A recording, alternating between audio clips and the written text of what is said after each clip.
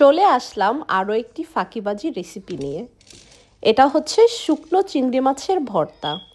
এই প্রথম আমি এইটা ট্রাই করলাম। সো চলো এটা কিভাবে বানিয়েছি আর এটার রিভিউটাও আমি তোমাদের সাথে শেয়ার করব।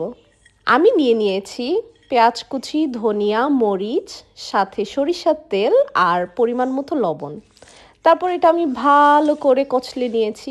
ভর্তা আসলে তুমি যতই বেশি করে মাখবা, কচলাবা, ভর্তা খেতে কিন্তু ততই মজা হয়।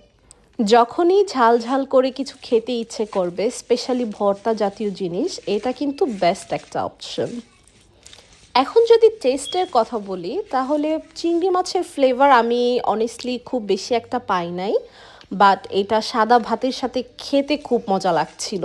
বেশ ঝাল ছিল, ক্রাঞ্চি ছিল, কোনো বাজে স্মেল ছিল না, খেতে খুব মজা ছিল।